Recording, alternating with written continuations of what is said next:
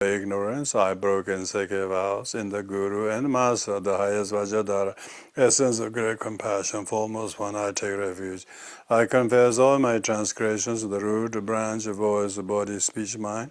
I pray to glorious Vajrasattva, please cleanse and purify all my Xin chào accumulation, các đạo hữu ạ, phiên dịch đã deeds, quay trở mental lại. Vừa rồi obscuration, phiên dịch bị faults, mất điên ạ. failings, and Và vừa rồi thì đạo sư đã By tụng this Mary chú trăm âm marriage, của Đức Quan Vajrasattva Âm stays của Đức swiftly Kim Cang Tát and Đọa also để lead tịnh to hóa that tất cả các stage ác nghiệp của chúng each ta, và and chúng ta every sám hối tất cả living những ác nghiệp của being. chúng ta, và chúng ta cầu nguyện So đến Đức with Kim Cang Tát this Đọa now, with tịnh the hóa tất great cả những sense ác nghiệp của chúng of ta. pure Và bây giờ intention thì chúng and ta good với cái động cơ rất là pure thanh tịnh, perception, chúng ta thọ nhận cái quán đảnh. try to think that you are Chúng ta hay in nghĩ a rằng pure chúng celestial ta sanctuary ở of trong Tara, một cái in the nơi presence rất of the là Buddha thanh tịnh, Ratnasambhava và is chúng ta đang ở một residing cung on điện, your whole một cái mặt Đà place, La của Đức Độ wherever Mộc you Tara. are.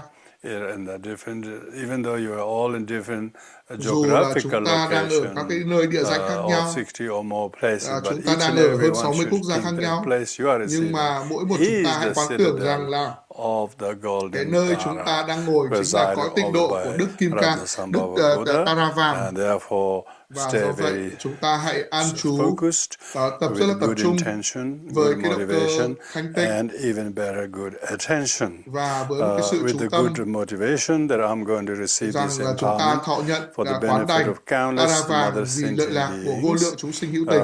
It is for this purpose Và I vì cái mục receive đích the này thì con thọ nhận empowerment cái of lễ the quán đảnh Đức golden Tara, Tara Vàng, and may this be a và cause of great benefit of nhờ all cái sự quán mother đảnh này sentient là chúng beings. ta có thể làm lợi lạc cho vô So lượng chúng with sinh hữu this tình. very Như good vậy là intention, với cái động cơ have a rất là tốt như vậy little bit of thì reflection of chúng the ta quán chiếu pitiful state of the world that are cái trạng ravaged thái rất là by đáng thương của greed, thế giới, hatred, vì ignorance, tham selfishness, lam, sân giận và and vô minh, childishness and và meanness cái and sự trẻ con, self-importance cái sự ích kỷ between even two của people. chúng You sinh. can see the smallest conflict they had Và is chúng due ta to thấy their được own cái xung đột wanting their own way ở and khắp not nơi trên thế wanting giới, to give in to the other, and then developing anger và chúng towards each ta other, thấy rằng then là giống như developing những đứa trẻ jealousy, tranh nhau những món đồ and mà so chúng không feel muốn cho người sad khác. how Những cái ravaged, sự ích how kỷ battered đã the tạo sentient ra beings are những by cái their hoàn cảnh own rất là khổ đau cho chúng cognitive sinh, and afflictive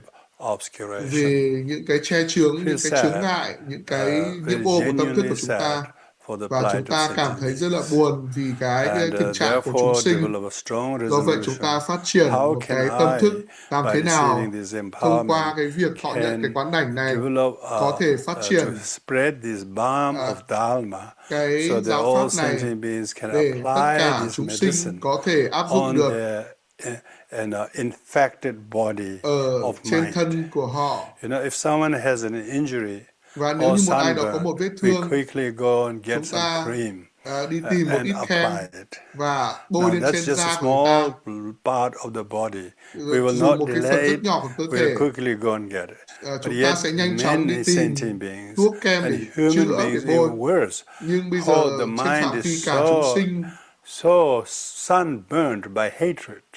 chúng ta giống như là bị đốt cháy bởi ánh So nắng mặt much trời, scabies of vì sự ignorance.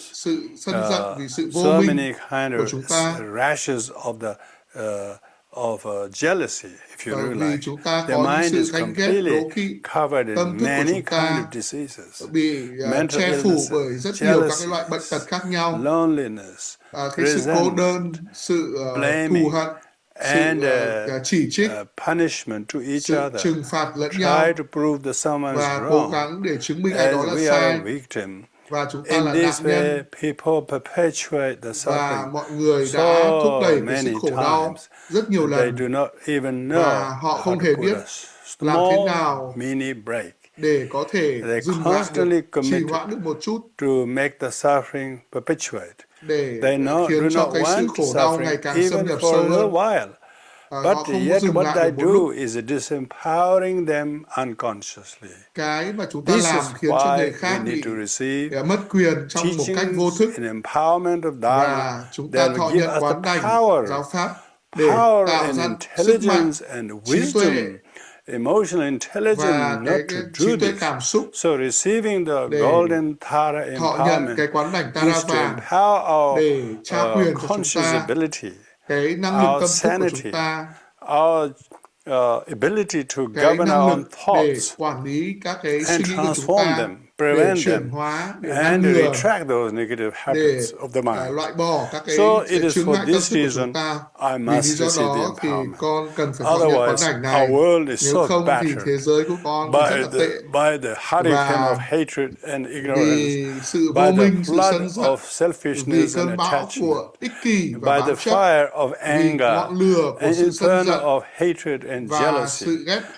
sự The thù ghét, darkness of ignorance and cái bóng misunderstanding. tối của vô So minh have a và hiểu little lầm. feeling of sadness Chúng ta phát to khởi một arouse cái the nỗi good buồn motivation từ in cái thực receiving trạng của this thế giới như empowerment. vậy, và chúng ta thọ nhận And quán đảnh. with this Với renunciative cái tâm xả motivation, ly như vậy, cái động renunciation cơ xả ly như motivation, vậy, then you say thì that chúng I ta, am among the few, con cùng với một rất số ít, 2.7% of people are only said to 2,7% be following của người Dharma dân Buddhists. đi theo In giáo the pháp của whole Đức Phật world trên of cả thế 8 giới billion này, people, của thế giới 8 only tỷ người, chỉ có 2.7% 2,7% are claiming as followers of được Buddha. xem là những That người đi theo Phật shows, Pháp.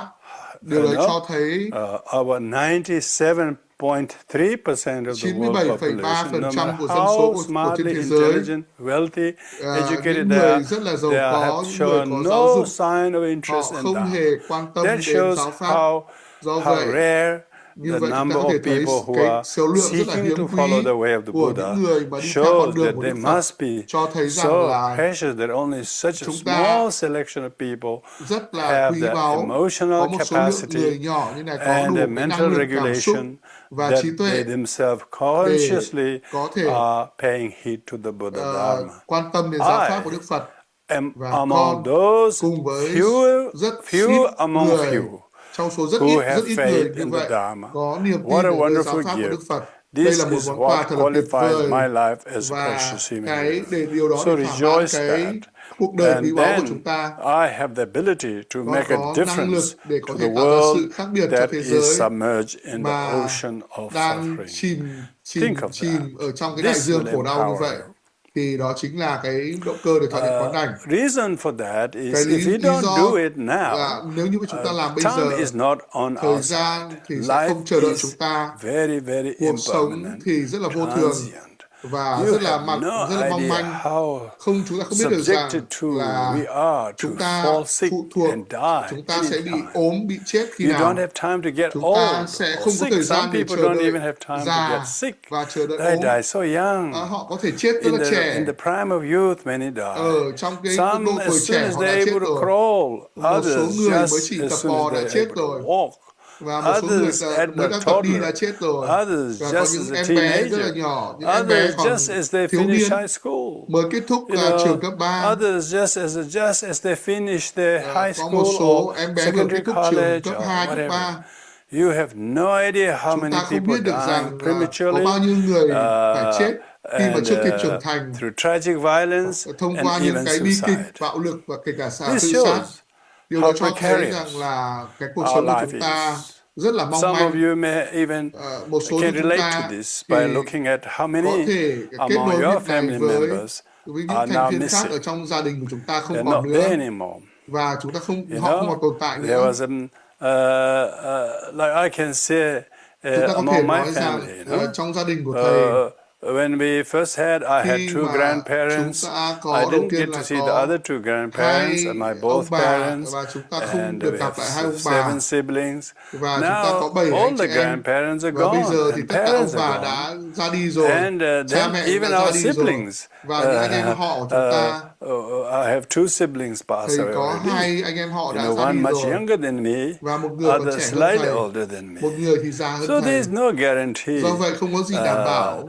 The actual home where we all grew up is cái ngôi nhà mà nobody nơi chúng lived ta there trưởng thành anymore. Everybody sẽ got không còn ai sống dispersed. ở đó nữa, mọi người đã biến mất hết So there rồi. is every reason to Do vậy quicken, là có rất nhiều lý add do an urgency to practice để Dharma thấy cái sự khẩn cấp phải thực by hành Phật pháp meditating on thông qua the việc law of thiền định impermanence. về vô And thường. even if you Và can think of nếu mà chúng impermanence ta có thể nghĩ về every vô now thường, and then, then you will remember chúng ta that sẽ you ghi will nhớ die soon. chúng ta sẽ And chết then you sớm, wouldn't resort to và fight chúng ta for sẽ greed, for little không things, chiến đấu and vì try sự to tham prove lam, someone wrong, không phải try chứng to minh ai get đó là something sai, back monetarily. và All không cần phải these chứng minh futile mình, samsaric activities và chúng ta you có thể will loại not bỏ tất try to cả những cái hoạt động engage in because you của luân understand hồi, bởi vì chúng ta hiểu the rằng impermanence of life. cái sự vô thường nó sẽ ập đến, Though life is và impermanent, cuộc đời của death chúng ta là is vô certain, thường, time is và chúng ta ever cần nearer phải than thấy before, được cái sự and khẩn cấp về thực nothing hành Phật Pháp. helps in life Và at death and out in pardo, let alone future lives, than khi the mà chúng holy ta chết, Dharma. khi mà chúng ta ở With trong thân this trung ấm, intention, thì we với một should cái động cơ như vậy, to chúng practice ta cần phải Dharma thực hành giáo and pháp listen to the và empowerment, lắng nghe cái lễ take quán đảnh part in this và with tham this good gia intention, cái sự then thực we hiện are này more với một likely cái to tâm thức tốt have đẹp như some vậy, benefit in và the chúng long ta run. sẽ có lợi lạc trong dài Buddha hạn. has given so many Đức Phật teachings, đã ban rất nhiều giáo sutric pháp, and tantric. kinh It's thừa no và mật point thừa, distinguishing what is và what, không có cái gì but phải the phân main biệt. thing is Buddha Nhưng Dharma is the mà giáo medicine pháp for the của Đức mind. Phật là If you thuốc have any cho mental, tâm thức của chúng ta. emotional Nếu mà chúng ta có một cái hurts bệnh and về tâm pains thức and nào, cái anger nhức and nhối về tâm thức sadness and nào, worries, fear, depression, chúng ta có cái rejection, sự loss, căng thẳng, khủng whatever you hoảng, have gone bất through cứ cái or điều gì will mà go chúng ta and đã trải qua, undergoing now, chúng ta đã think trải qua cho đến of giờ phút Dharma, này, chúng turn ta to the hãy suy Dharma. nghĩ về Pháp, It hãy will chuyển hóa tâm thức của chúng definitely ta về give Pháp, you a solace và and chúng ta sẽ peace. có được một cái sự bình an, sự an lạc. This particular Và 21 Tara đặc biệt empowerment cái lễ of quán đảnh Suryagupta 21 độ mẫu tradition Tara theo belongs truyền to thống the Suryagupta, Anutara Yoga theo empowerment. mật thừa, vô thượng mật, This is belonging và to the nó thuộc Great về Acharya Suryagupta. And thuộc he về has ngài transmitted this, Suryagupta, and và it has then, so we are going to now go into the actual ritual. bây giờ So chúng ta for đi vào this, phần nghi lễ chính của lễ visualize quán the đảnh. teacher in the Trước inseparable tiên chúng form ta hoán tưởng of đạo sư golden ban quán đảnh Tara, không có gì khác and với là who is Tara embodiment of Vàng, all và là ngài là the hiện thân enlightened activities của tất cả of các cái us, hành động and giác ngộ của chư and Phật. feel this holy Và presence chúng that ta you hãy are not quán tưởng là receiving the cái địa điểm empowerment mà from nơi a chúng ta đang Tibetan ngồi, or an Indian. You are receiving the dù là ở Tây empowerment Tạng, dù ở Ấn from Độ, hay the là Tara herself. chúng ta phải nhận Tara, quán đảnh từ đức độ mẫu golden Tara, Tara herself. từ đức độ mẫu Tara If you vàng. receive with this pure Và chúng ta perception, then với the nhận thức với blessing cái will tâm be thanh tịnh như greater. vậy thì chúng ta So sẽ được rất là don't nhiều lợi try to lạc. personify the Và individual chúng person ta in không the nên role of cụ thể hóa a bất cứ guru một or ai. something. The guru is Tara. Đạo sư của chúng ta là Tara is the độ mẫu guru. Tara, và There's Tara no chính guru là other than đạo sư của Tara. chúng ta. There's no Tara other than guru. The Đạo sư guru của chúng ta here không khác với cả Tara, và Tara không khác với đạo sư của chúng ta. is the Ratnasambhava Buddha. Ratnasambhava, the yellow Buddha. So you should Và đạo visualize sư của that, chúng ta chính and là then Phật we now going to Bảo make a Sanh Như mandala Lai thân màu offering. vàng. Và The bây giờ mandala chúng ta offering cúng dường Mạn Đà is the La. prayer we have here Chúng ta written cúng by dường Mạn Đà La Atisha. So do tổ imagine as Atisha you viết. offer the mandala, Chúng ta hãy quán you're tưởng offering chúng ta all cúng your dường Mạn Đà collection La. of merits Chúng and ta cúng virtues dường for tất the cả các past, cái present, công đức, future, các in the thiện hạnh form của of chúng ta exquisite universe dưới as a cái hình token tướng to của vũ request trụ the như là empowerment. một cái cử chỉ So để with thỉnh this we cầu will ban now do quán the đảnh. mandala offering. Bây giờ thì chúng ta thỉnh cầu ban quán đảnh.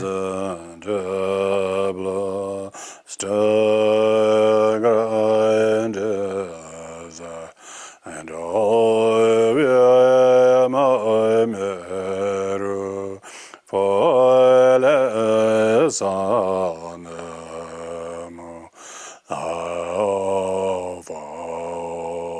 yes